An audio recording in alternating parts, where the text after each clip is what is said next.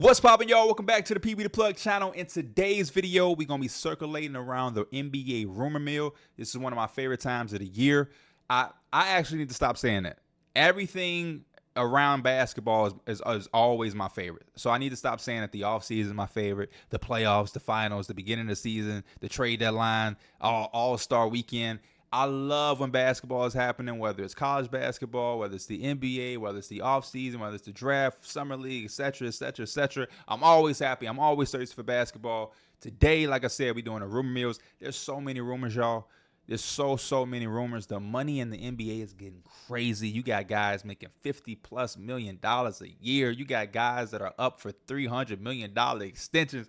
It's so much to talk about. We got head coaching changes. We got draft news. This draft is like so uncertain. What's going to happen on Thursday? Who knows? Y'all sit back, relax, grab y'all some popcorn, and let's dive into these rumors that we got. All right, so the first thing we got to do is give a big shout out to Hoops Hype. I think they are probably the best site when it comes to covering everything, including the rumors.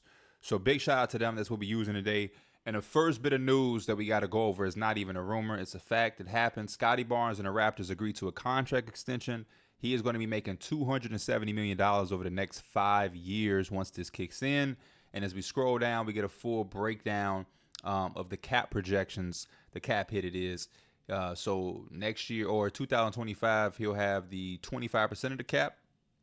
Then it'll go down to 24.6, 24, 23. So as you can see, they should be able to, still do some things that have some wiggle room. That's a big percentage, but it goes down. That just shows you how much money is going to continue to increase over the, I don't even know how long. Hopefully it always just continues to increase and we can see like a $500 million player one day, kind of like baseball. But yeah, Scotty Barnes, Raptors do a no-brainer decision for both sides. If you're Scotty Barnes, obviously you're not turning down that money. And based off the season he had last year, you want to cement him as the focal point of your rebuild. You still have RJ and Emmanuel Quickly. You took Grady Dick last year. You'll have another draft pick this year just to continue to see what you can do there. So shout out to the Raptors and Scotty Barnes. Always dope to see a young player getting paid in the league. The first real rumor that we have, the Jazz are active in trade talks leading up to the draft. They are seeking another top 20 pick by packaging 29 and 32. If boards falls a certain way, Utah appears to open up possibilities for number 10 as well. They want to trade up potentially. The one thing that I would say about the Jazz is I don't really have a pulse on their direction or what they're trying to do. They feel like the only team in the league where nobody on their roster is safe. Like everybody's available. It's one thing for everybody to be available, but like everybody's available and everybody's been shopped. Besides probably Taylor Hendricks and Keontae George. But Laurie ain't been safe. We don't know what's going on with him. John Collins, obviously. You got Colin Sexton, Jordan Clarkson, Walker Kessler recently was in trade room. Like nobody is safe. And I can see why they want to do these trades on the draft because they have, like I said, Taylor Hendricks didn't play much last year. You still have Bryson Sabag. You have Keontae George. You have a lot of young players. So to bring in another 3 wouldn't make too much sense. So I can see them trying to be flexible and move up, and kind of use those other pieces as leverage. So still trying to figure them out. Probably will have the most – they have probably – the most interesting situation of the offseason because they aren't like this great team, but they do have some pieces that I think a lot of teams do kind of like. And the Larry Markkinen one could really change the landscape of the NBA if they decide to part ways with him via trade. So I'm keeping my eye out on the Jazz for sure. Caruso will talk to the media today. That will be interesting. Ron Holland, I'm a fan. I don't like his shot, and it's going to take some time to fix it, but does everything else pretty well. He gets downhill hard. He's not afraid. He gets to the basket and is fouled. Good athlete, long. He's got alpha mentality. I'm a fan of Ron's. So a lot of these right here are just like an executive talking about different guys. College head coach. He was the best player in the SEC this year, best player we faced. He could do everything on offensive end. He's a 3-level scorer, very good passer, creates his own shot, has good positional size, can seal the defense. So all those things is cool. I like all of these guys as well. I want to get to the real NBA stuff like this. Paul George could opt out, could opt into contract and be traded by this weekend. Paul George could opt in and get traded by this weekend. That is something that is going to come to a head in the next day or two. We're going to see some action in that very quickly after the draft. Brian Windhorst. The Paul George thing is very interesting. And it's funny. It's very funny. I'm a Paul George fan. But even beneath the Paul George fandom, I am also a NBA fan who keeps it real. And I'm not delusional in the world of fandom that we live in today. The reason it's funny is because Paul George is a guy who has been criticized highly, probably since the bubble. Paul George, everything he does is just talked about to the maximum. He does a play or he has a situation that a lot of other players could have. It's just going to hit worse for Paul George. And I'm not saying it's fair or unfair. Paul George has had a lot of situations where he kind of put himself into the position. The bad shot stuff with Dame, I kind of was on his side. Dame came back and said it was a bad shot too. But also he had a quote before one of the years. He's like, I'm on asses. He had the moment with Steph Curry. Who was like, I just gave you a logo shot. Give me one. Let me see something. Steph Curry just going to ape shit. They blew the 3-1 lead in the bubble. He had a bad bubble, side of the rim. I think even just him having the braid, Paul George with the braids was kind of crazy until he took them to the Western Conference Finals after Kawhi. I feel like that was something that I thought people would get off his back a little bit. He's just one of those guys that social media has kind of said he's like a punching bag. So even if he does something that's not as bad, we're still going to make it 10 times worse just because it's Paul George and we just like having fun with PG. So I get that. But the reason it's funny is because he's one of the biggest pieces, if not the biggest piece in free agency. So it's funny to kind of see this guy who, when you talk about basketball players, Paul George is a guy that has mixed feelings. He's very polarizing. You have guys like myself who are really big fans of him.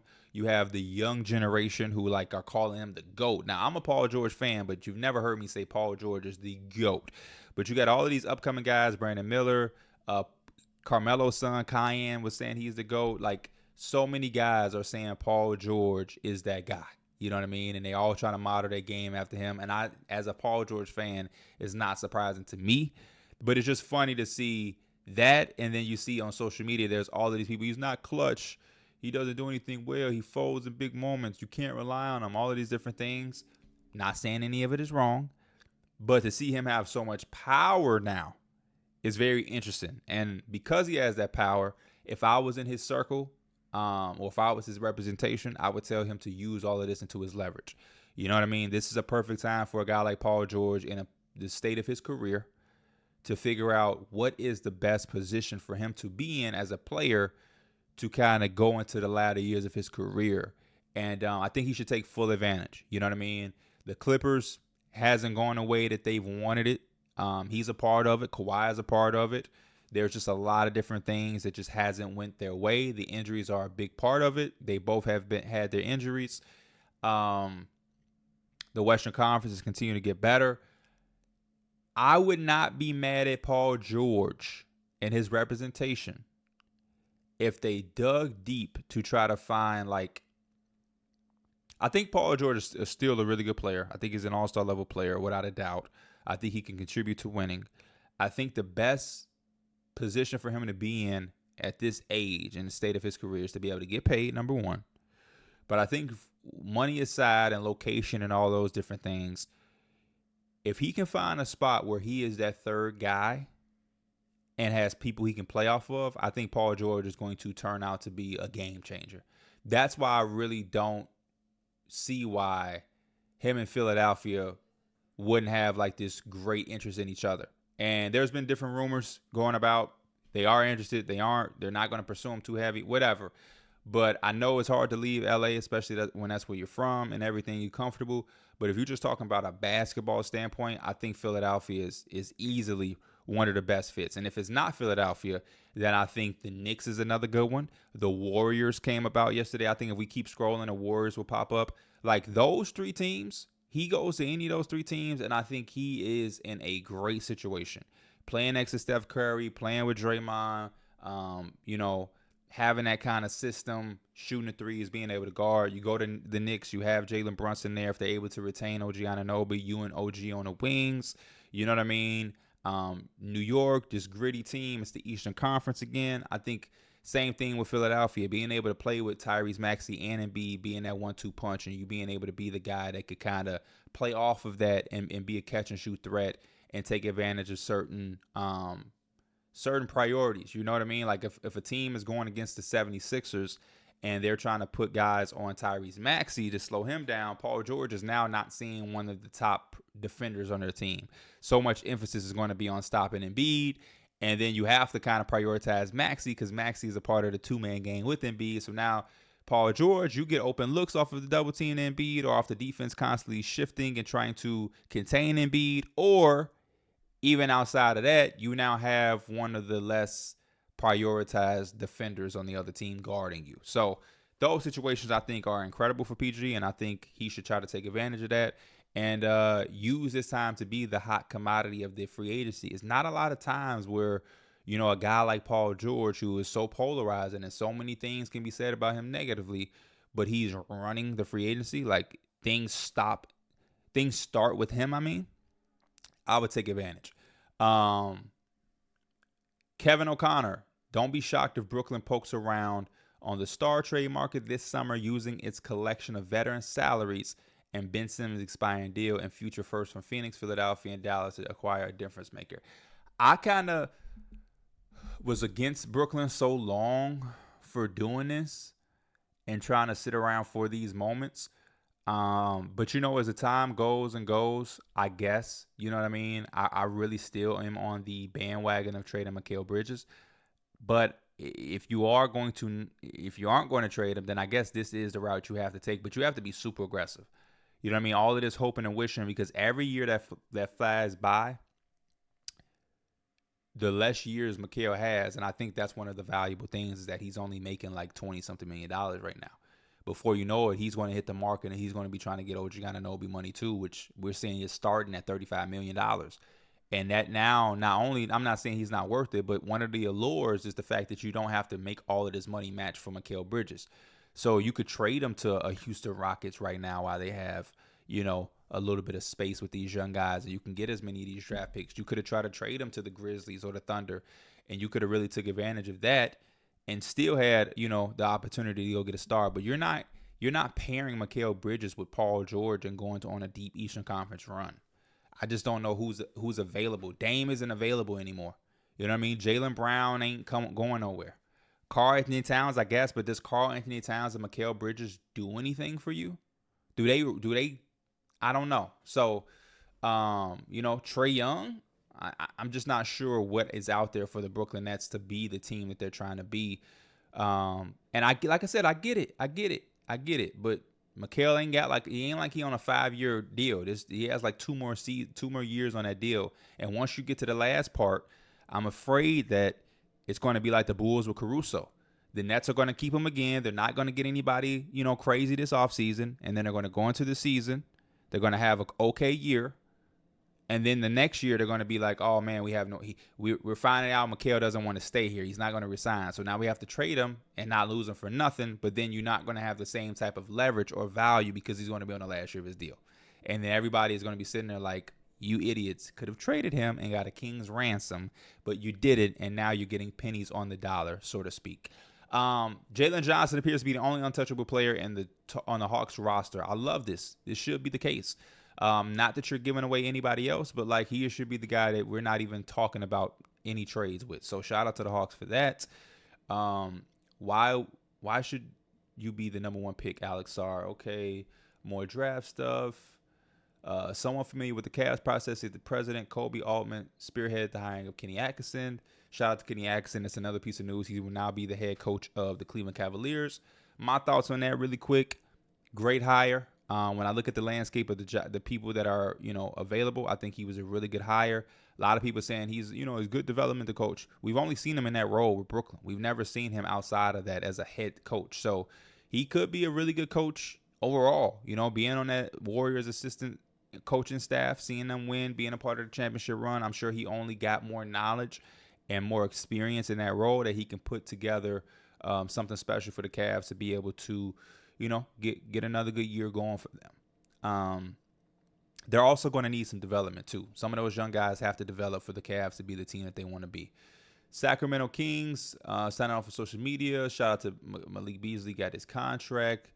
Um, AirPods is now with Rigoroa, who is the same brand that signed Austin Reeves to his shoe deal. So they're a Chinese brand. They now have the two white guards. You know what I'm saying? I really like AirPods, and I like Austin Reeves. They starting off, these guys can really hoop. They're really good basketball players. So I would love to see them continue to build it around this type of prototypical player, somebody who maybe spent a few years in college, really good all around basketball player. I'm joking on the white dude thing. They don't have to be white, but just really good basketball players. I'm trying to think of anybody in this, like Jalen Tyson would be another good guy. Jaime Jaquez would have been nice, but I'm sure Jaime Jaquez is with Nike or somebody already. But yeah, I just like those type of complete basketball players who, wasn't like the obvious choices or anything like that. Hawks shopping Clint Capella. If the Lakers are looking for a center to allow AD to play power forward, more likely, perhaps there's a deal to be done for both DeJounte and Clint Capella. I really like this idea. If you're the Lakers, I think you want to do a deal like this where you can get some of that extra stuff from the Hawks. Anybody that's trying to do a trade with the Hawks, I think you have to ask the Hawks for Clint Capella and DeJounte, DeAndre Hunter or something. Try to get multiple things, Bogdanovich, because I think the Hawks, if they move one of these guys, they're going to be open to really doing a lot of selling. You know what I mean? Like, they're going to really sell. So I would look to try to take advantage of that. And I think Clint Capella and DeJounte package could really reshape the way we look at the Los Angeles Lakers, if we're being honest. These are just some recent things. Celtics almost ended up trading for Tyus Jones instead of Drew Holiday. Thank goodness they didn't. No disrespect to Tyus Jones, but Drew Holiday was really big for them. Chris Dunn to the Suns is a possible free agency fit. I really like that. Remember, I just said I don't know what the Jazz are going to do with Dunn. But yeah, as a free agency, if he can go to the Suns, that would be really, really good. Keita Bates-Diop is going back to the Nets. He wants his money. Hawks are still reviewing all their options, which is why on Sunday they hosted G League for Matas Buzelis, my boy. I think there's nothing wrong with that. You should explore every option as possible, because what if the Hawks trade down? What if something happens so crazy where they're just like, you know what? Yeah, let's trade down. You have to be prepared for that. So league sources say that much like the Hawks, the Wizards and Rockets are also listening to trade offers for their selections. Okay. There are no locks yet, whether it's the pick or the team. See, this is why this draft is going to be extremely interesting, man, because it's just like there's no certainty at all with this draft. The Cavaliers are eager for Atkinson's player development program to impact 7-footer Evan Mobley. Yes. He has a strong history with Jared Allen and Karis LeVert from the time together with the Nets. Adrian Wojnarowski, New Orleans Hornets associate. Pelicans, I call them the Hornets. James Borrego was deep into his Cavs search, and sources say he'll now become a prominent candidate in the Detroit Pistons search. Hopefully he has some success there. The last time we saw him head coach was with the Hornets, who were a young team in a similar position. Cavaliers confident about reaching a contract extension with Donovan Mitchell. That feels inevitable at this point. I'm kind of expecting any moment to get that announcement that he's signing his extension. And I can't wait to see the domino effect from that, because we saw a lot of rumors saying that Darius Garland would maybe request a trade. So we will see. The Houston Rockets, one of my favorite rumors that I saw today. The Houston Rockets could target Kevin Durant and Jimmy Butler. The Rockets are clearly in a win-now mode and would love to add star power to the roster with players such as Kevin Durant, Jimmy Butler, Mikal Bridges, and Brandon Ingram.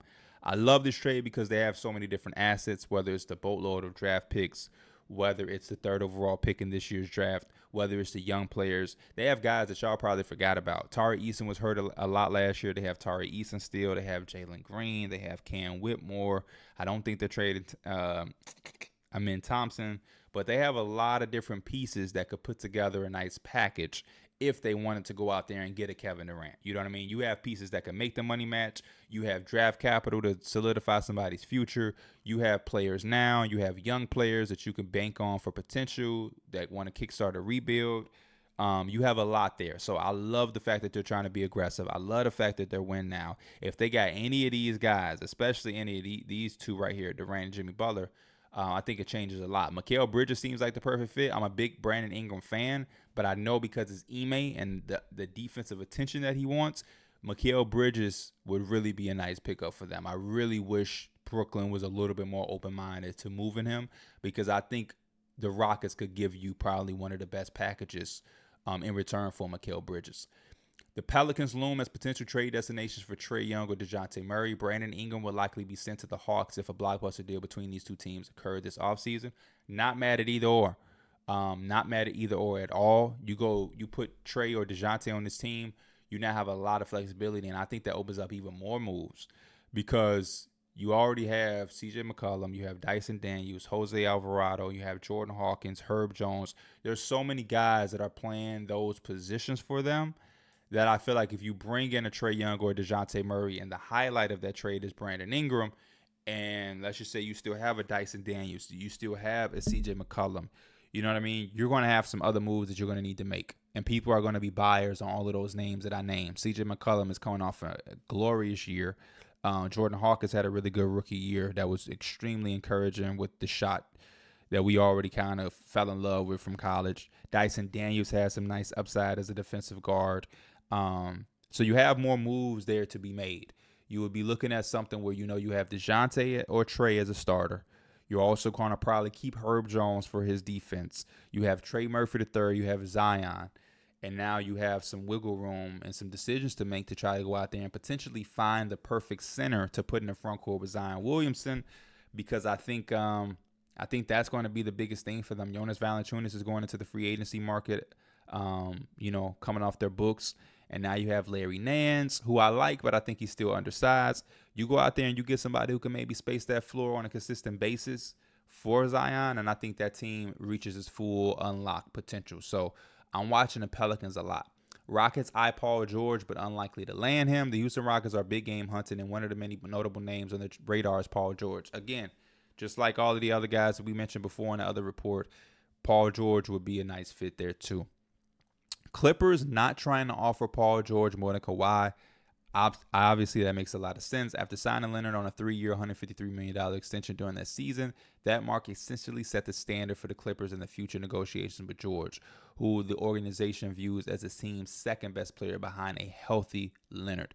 However, George is expected to command maximum contract offers from other teams on the free agent market, which puts the Clippers in a pickle. The franchise doesn't want to upset Leonard, who took less than a max to extend with the Clippers, but could lose George in the process if the organization doesn't improve its current offer.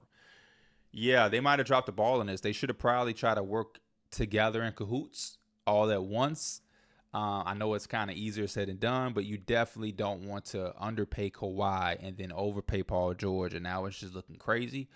But then you also don't want to lose Paul George, right? You know what I'm saying? That hurts the team. But the thing that hurt them the most is the fact that they haven't had that run. Obviously you want to have that ring, and having that ring would have helped a lot of these money issues a lot. But the fact that you haven't even had that run is kind of it's kind of tough to keep investing in believing in this group when they haven't even had that run, and it's all injury. You can't really, if you lost and it's like, okay, we add this piece, we add that piece, but like the injury, you can't really count on. How can you convince yourself that they're going to be healthy? You just kind of hope, and when you're paying hundreds of millions of dollars, almost 50% of your cap is going to almost two players, and y'all haven't had that run with them both. It's tough to really continue to convince yourself that outside of the allure of being a Los Angeles market team. Sixers would have considered LaVine trade with Alex Caruso, less likely now. Again, I do think that was one of the biggest things that the Bulls had going for them as far as unloading Zach LaVine, was attaching to Caruso. I saw this type of rumor a week ago with the Kings. The Kings were kind of interested in acquiring Zach LaVine and Caruso together.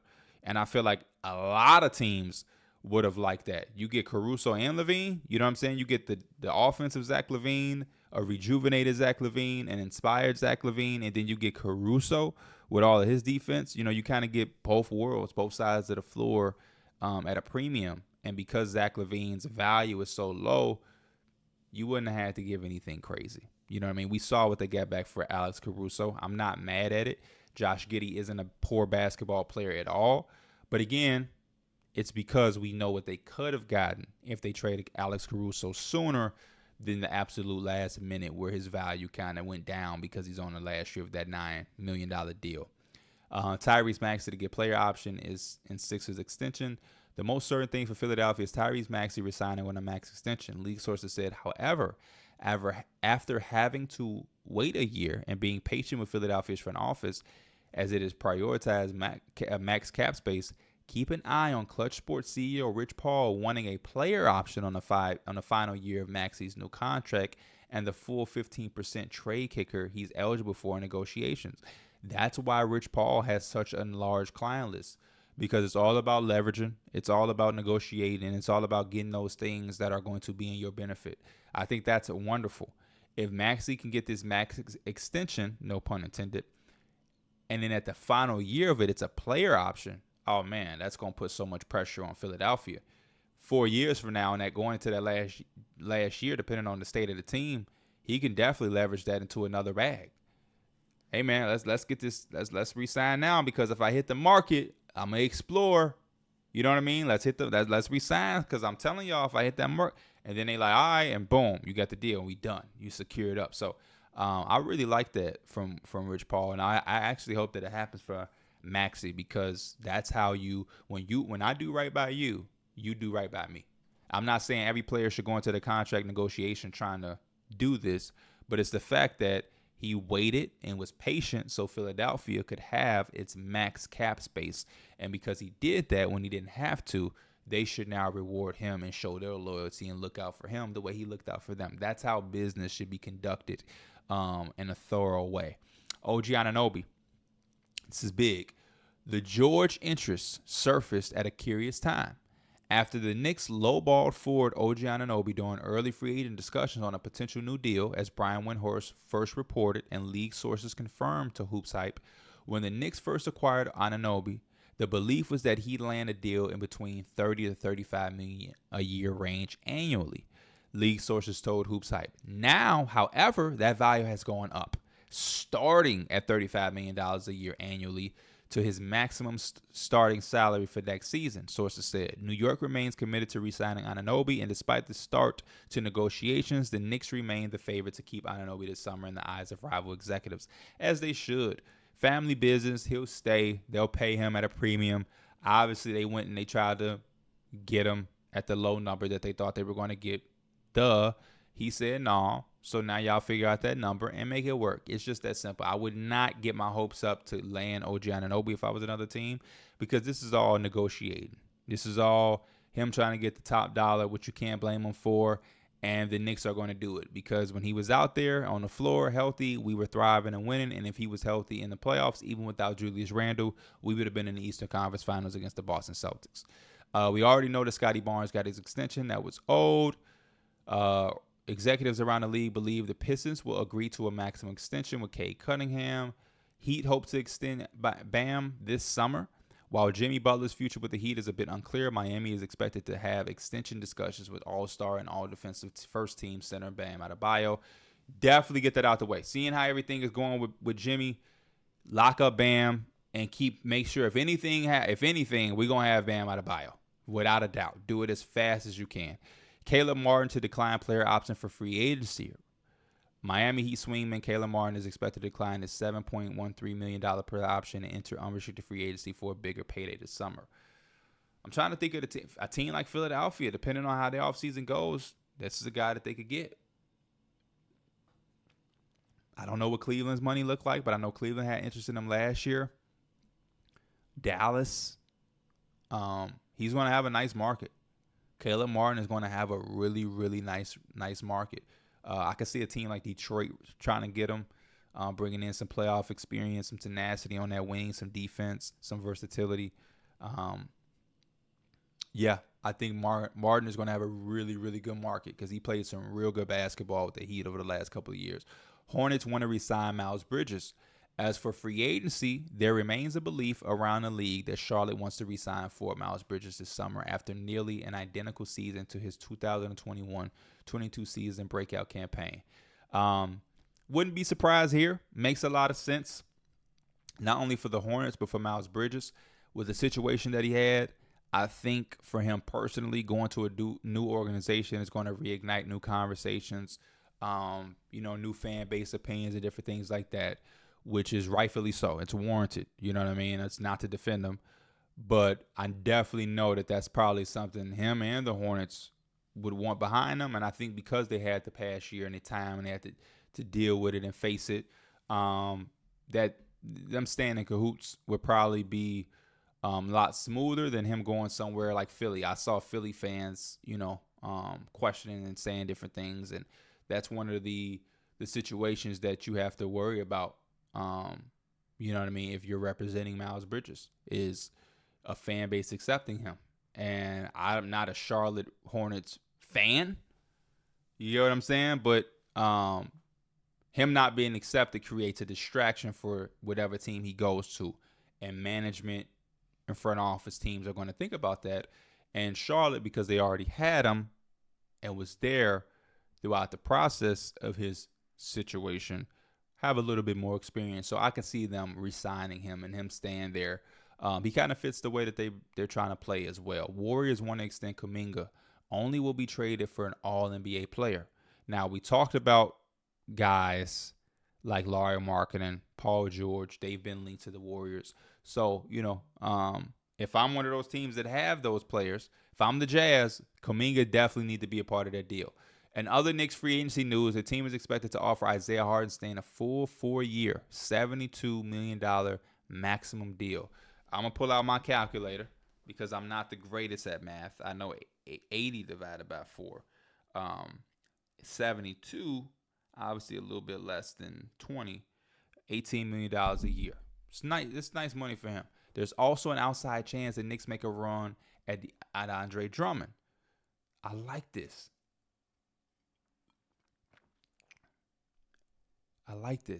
Should New York lose Hartenstein in free agency, higher offer elsewhere. Several centers on the radar.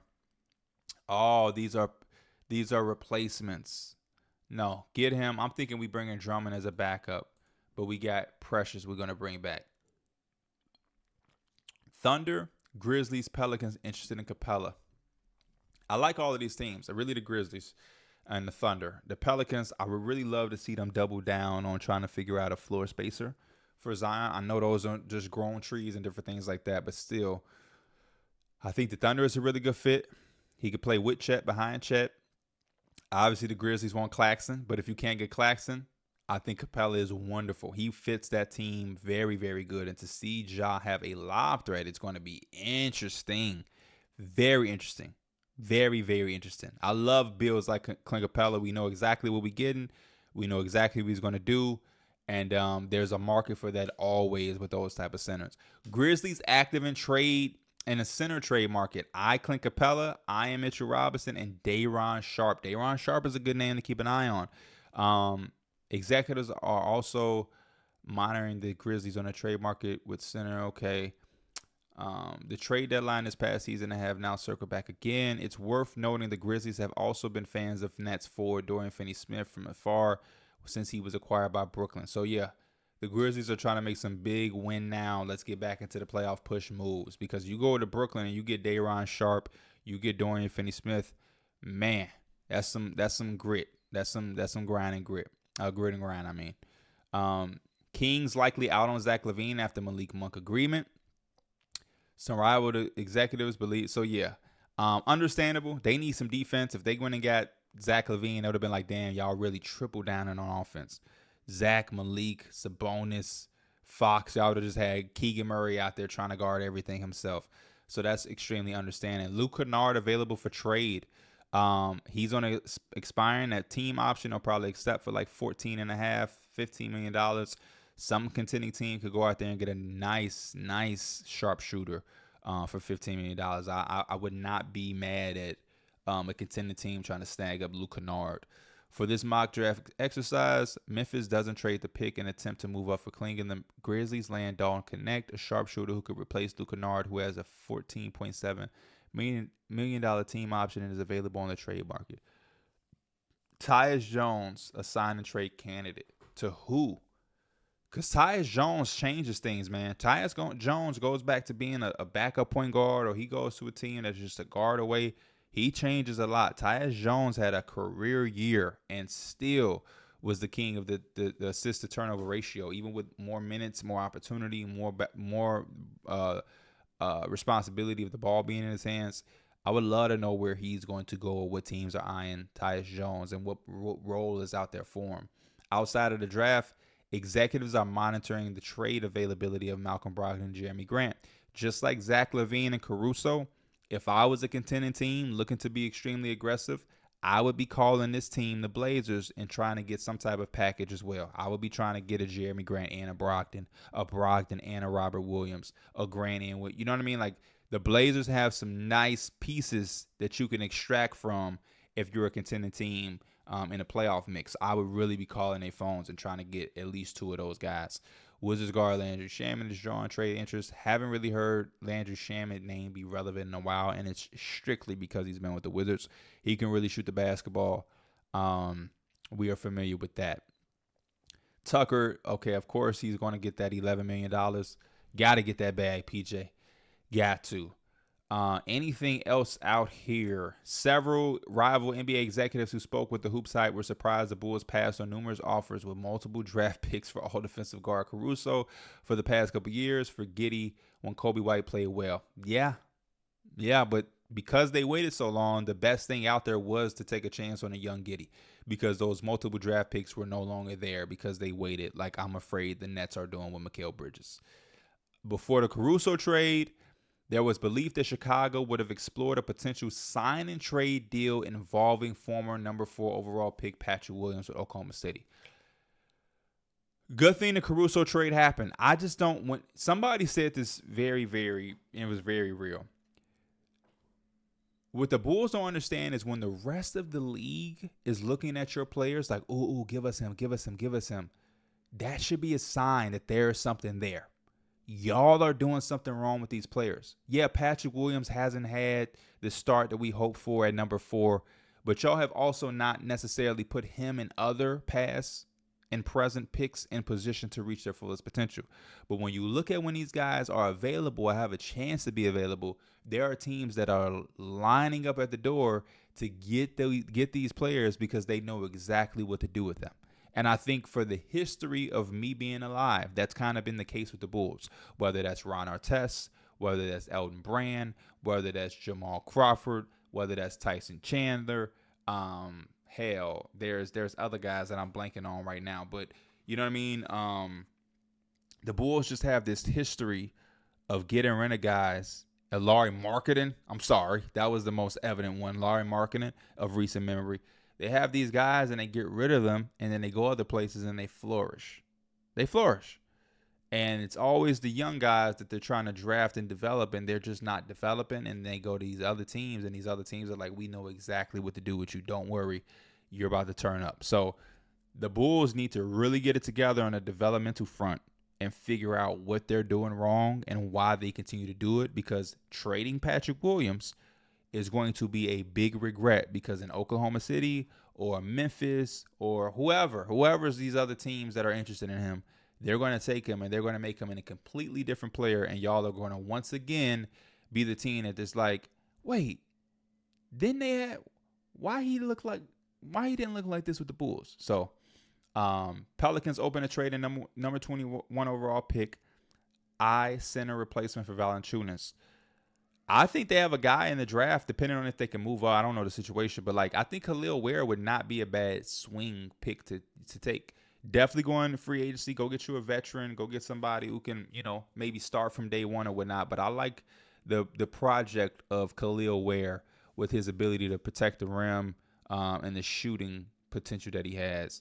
I would not be mad at that type of swing pick for the Pelicans and try to just develop him in the background, because you pair him and his potential with what Zion does, you have something nice there. Royce O'Neal expected to stay with the Phoenix Suns in free agency. I think that would be very big for them. He's really, really good with them. Bucks dangling 23 and Pat Connaughton and Bobby Portis. I think that's a low-key package. I think that package can low-key get you something, man. I was not prepared or expecting them to be floating around Bobby Portis. I'm not going to lie. When they said Pat Connaughton, I was like, okay, who's calling for Pat Connaughton? But now you attach these three things, and you may be able to get something. You may be able to get something, man. It gives you some type of leeway to work with something. I don't know what they're going to do with Brook Lopez. Obviously, I guess they're going to keep him now.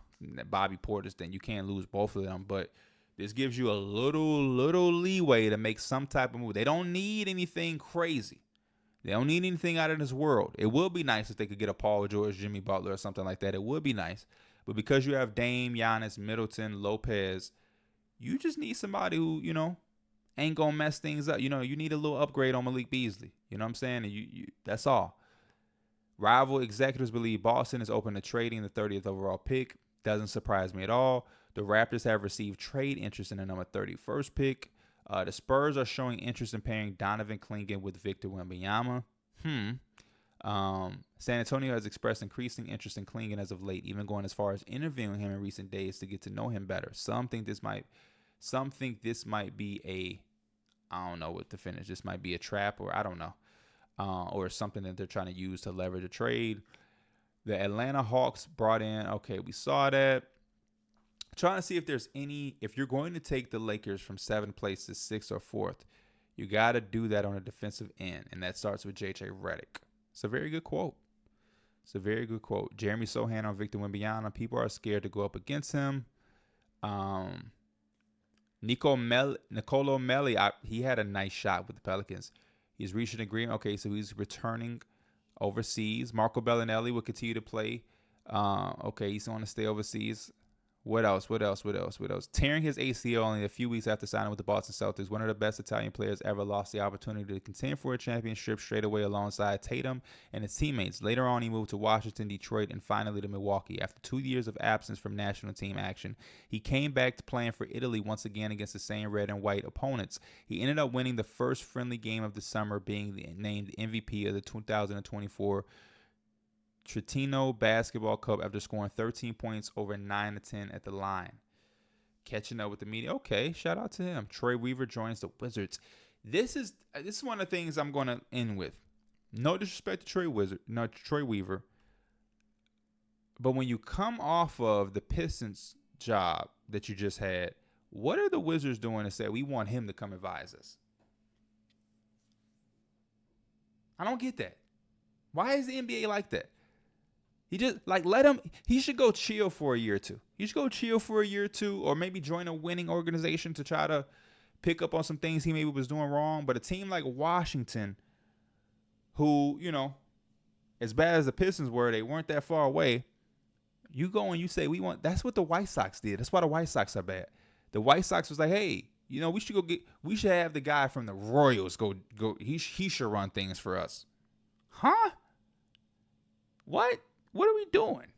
Are we serious? We don't go get nobody from the Astros. You know what I'm saying? No, let's not do that. Let's not go get anybody from the Dodgers. Let's go to the Royals. Same thing with the Wizards. Let's not try to get anybody from the Warriors who have dominated the last decade. Let's not go try to get somebody from the Celtics. Let's not go get somebody from, I don't know, the Bucks or somebody that's the Heat. Let's go get somebody from the Pistons. Come on, y'all. We got to be better in the NBA. The Knicks have hired Casey Smith, longtime athletic trainer for both the Mavericks and USA Basketball. Clippers interested in Tobias Harris. LA has some level of interest in Harris, a soon-to-be free agent and former Clipper, according to the league source. And if George opts to become a free agent, don't rule out Philly. So a sign and trade type thing. I'm trying to see if there's any more other really good rumors. 76ers Magic interested in Kentavious Caldwell-Pope. I think you have Paul George. I think you have OG Anunoby. They're all lined up here. I think Kentavious Caldwell-Pope. I think KCP could be one of the biggest dominoes or pieces in free agency. KCP leaving the Nuggets, just that move in itself, just talking about his exit from the Nuggets make them a completely different team, right? Because somebody has to fill the KCP void. But then you talk about KCP going to somewhere like the 76ers. You talk about KCP going to a team like Orlando. You know what I'm saying? What if the 76ers get KCP and a sign and trade with Paul George, where they send Tobias Harris to the Clippers? And so now the 76ers have Maxi, KCP, PG, Joel, and whatever else they do with the rest of the offseason. Like, scary stuff right there. Everything else is very minimal. The Clippers, Lakers interested in Chris Paul. I think that would be good for the Lakers. Mavericks interested in Jeremy Grant. D Mills on the Numbers on the Board podcast. He had a trade for Jeremy Grant going to the Mavericks. So I would love to see Jeremy Grant being on the move. But yeah, those are pretty much all of the rumors that we have as of right now. Austin Reeves on JJ Redick. He's a basketball genius. Yeah, man. Y'all let me know y'all thoughts in the comments on all of these rumors. Like I said, we'll definitely be doing some more content this week. We'll have a mock draft before the draft on Wednesday. We'll have a video reviewing or going over everything that transpired on the draft on Thursday. And then we'll be right back into ready for Summer League and then free agency. So make sure you locked in to Pee Wee the Plug all off season. I appreciate y'all. I will see y'all soon. I'm out. Peace.